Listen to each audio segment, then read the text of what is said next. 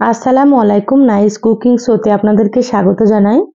আজ আপনাদের সঙ্গে শেয়ার করব নরম তুলতুলে চিতই পিঠা রেসিপি। দেখুন পিঠাগুলো দেখতে কতটা সুন্দর হয়েছে আর কতটা জালিদার হয়েছে, দেখে হয়তো বুঝতে পারছেন। একেবারে অসংখ্য ছিদ্র, আর খেতে এই পিঠাগুলো অনেক বেশি টেস্টি হয়। তো অবশ্যই স্কিপ না করে পুরো রেসিপিটা দেখে নেবেন। এটা কিন্তু বানানো খুবই সহজ। তো চলুন রেসিপি শুরু করি। এখানে দেখুন একটা মিক্সিং বোল নিয়েছি, নিয়ে নিলাম 1 কাপ সুজি, আর এখানে নিয়ে নিচ্ছি আমি হাফ কাপ চালের গুঁড়ো। এখানে আমি বাজারে কেনা চালের গুঁড়োটা নিয়েছি। আর এখানে দিয়ে দিচ্ছি 1 চা চামচ ইস্ট। ইস্টটা আপনারা যে কোনো মুদি দোকানে পেয়ে যাবেন বা অনলাইন থেকে আপনারা অর্ডার করে নিতে পারেন। এবার এখানে দিয়ে দিচ্ছি সামান্য একটু লবণ স্বাদের জন্য। লবণটা দিলে কিন্তু সুন্দর একটা টেস্ট হবে, তো অবশ্যই এখানে দিয়ে দিতে হবে। এবার সবগুলোকে খুব ভালোভাবে একটু মিশিয়ে নিচ্ছি। সুন্দর করে চামচ দিয়ে মিশিয়ে নিতে হবে, যাতে করে সমস্ত খুব ভালো মতো মিশে যায়।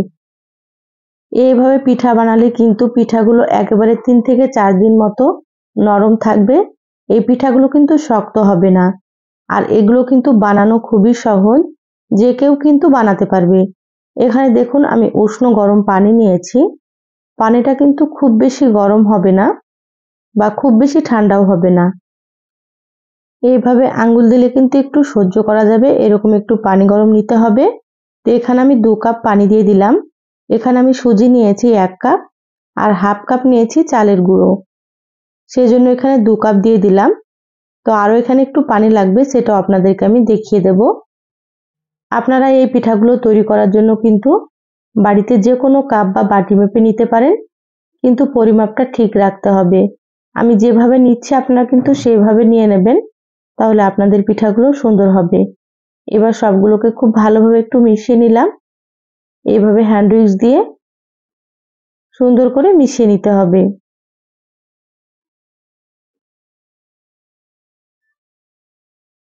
দেখুন আস্তে আস্তে কিন্তু অনেকটাই ঘন হয়ে গিয়েছে।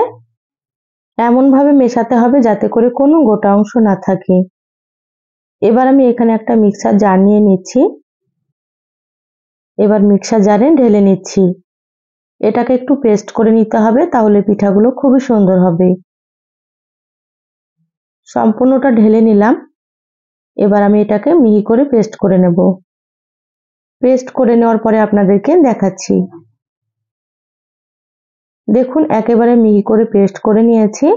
এবার আমি চামচ দিয়ে আপনাদেরকে দেখিয়ে দিচ্ছি। দেখুন অনেকটাই কিন্তু পাতলা হয়ে গিয়েছে, দেখেই বুঝতে পারছেন। এটা কিন্তু পেস্ট করার পরে অনেকটাই পাতলা হয়ে যাবে। এবার একটা মিক্সিং বোলে ঢেলে নিচ্ছি। যেহেতু এই পিঠাগুলো পাতলা করে তৈরি করব, সেজন্য কিন্তু আরো একটু পাতলা করে নিতে হবে।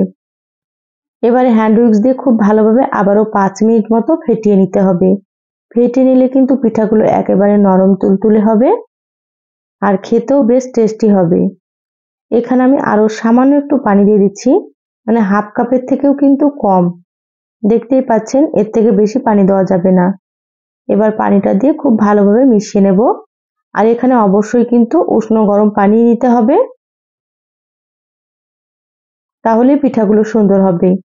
খুব ভালোভাবে পানিটাকে মিশিয়ে নিলাম। পিঠার ব্যাটারটা আমি কিভাবে তৈরি করে নিচ্ছি আপনারা দেখুন, তাহলে কিন্তু আপনারাও খুব সহজে তৈরি করে নিতে পারবেন। পিঠার ব্যাটারটা তৈরি করার জন্য আমার এখানে পানি লেগেছে 2.5 কাপের থেকে একটু কম। এবার আমি এখানে দিয়ে দিচ্ছি 1 চা চামচ বেকিং পাউডার। বেকিং পাউডার দিলে কিন্তু পিঠাগুলো অনেক বেশি নরম হবে। এখানে আপনারা কিন্তু বেকিং পাউডারই দিয়ে দেবেন, বেকিং সোডা এখানে দেওয়া যাবে না। খুব ভালোভাবে মিশিয়ে নিচ্ছি।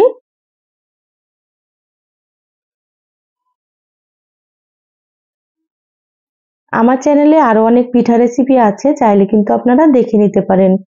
আমি সবসময় আপনাদেরকে সহজ রেসিপিগুলো একটু দেখানোর চেষ্টা করি, আর খেতেও খুব ভালো হয়। তা আপনারাও তৈরি করে খেয়ে আমাকে কমেন্ট করে জানাবেন আপনাদেরকে কেমন লেগেছে। দেখুন এবার আমি চামচ দিয়ে তুলে দেখিয়ে দিচ্ছি ব্যাটারটা কিরকম হবে। দেখে হয়তো বুঝতেই পারছেন আপনারা, একেবারে খুব বেশি পাতলাও না বা খুব বেশি ঘনও না, এইভাবে করে রেডি করে নিতে হবে। এবার গ্যাস অন করে ফ্রাই প্যান দিয়ে দিলাম। এবার এইভাবে সয়াবিন তেল একটু ব্রাশ করে নিতে হবে, তাহলে পিঠাগুলো সুন্দর মতো উঠে আসবে। আপনাদেরকে আমি আজকে ফ্রাই প্যানে পিঠাগুলো তৈরি করে দেখাবো। আপনারা চাইলে কিন্তু যে কোনো কড়াইয়ে তৈরি করে নিতে পারেন। এবার তেলটা এভাবে করে একটু মুছে নিতে হবে।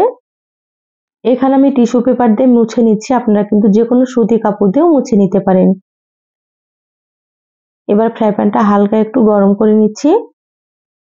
এবার আমি এখানে 1 চামচ ব্যাটার দিয়ে দিচ্ছি, এইভাবে ফ্রাই প্যানের মাঝখানে দিয়ে দেব। আপনারা দেখে হয়তো বুঝতে পারছেন ব্যাটারটা আমি কতটা পাতলা করেছি। আর এই ব্যাটারটা দেওয়ার পরে কিন্তু এটা নাড়াচাড়া করার দরকার নাই, এমনিতেই কিন্তু সুন্দর মতো এটা বড় হয়ে যাবে। আর আস্তে আস্তে দেখুন ফুলতে শুরু করবে। দেখুন কতটা অসংখ্য ছিদ্রযুক্ত তৈরি হচ্ছে পিঠাগুলো। আর এই পিঠাগুলো কিন্তু তৈরি হতে খুব বেশি সময় লাগে না, 1 থেকে 1.5 মিনিটের মধ্যে কিন্তু সুন্দর মতো পিঠাগুলো তৈরি হয়ে যায়। গ্যাসের আঁচটা এই পর্যায়ে মিডিয়ামে রেখেছি, আর মিডিয়ামে রেখে কিন্তু পিঠাগুলো তৈরি করে নিতে হবে। দেখুন পিঠার উপরটা কিন্তু একেবারে শুকনো হয়ে গিয়েছে, আর এই পিঠাটা কিন্তু তৈরি হয়ে গিয়েছে। এবার আমি পিঠাটাকে তুলে নেব। দেখুন কতটা সুন্দর হয়েছে, একেবারে অসংখ্য ছিদ্রযুক্ত। এই পিঠাটা আমি প্লেটে রেখে দিচ্ছি। তো আবারও আপনাদেরকে একটা আমি তৈরি করে দেখাচ্ছি। এইভাবে করে আবার একটু টিস্যু পেপার দিয়ে তেল দিয়ে দিচ্ছি, সুন্দর করে কিন্তু তেলটাকে মুছে নিতে হবে।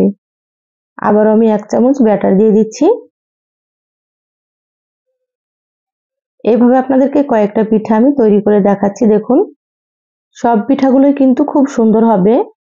আর আপনারা হয়তো অনেকেই চিতই পিঠা তৈরি করতে পারেন না, তো এইভাবে সুজি দিয়ে তৈরি করে খেয়ে দেখবেন, খেতে অসম্ভব টেস্ট হয় এই পিঠাগুলো।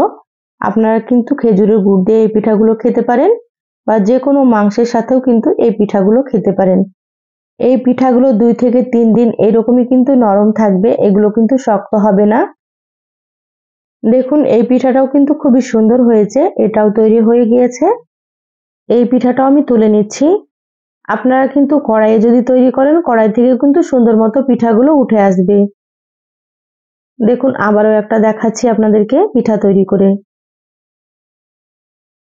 আর এই পিঠাগুলো দেখতেই পাচ্ছেন খুব একটা সময় লাগছে না।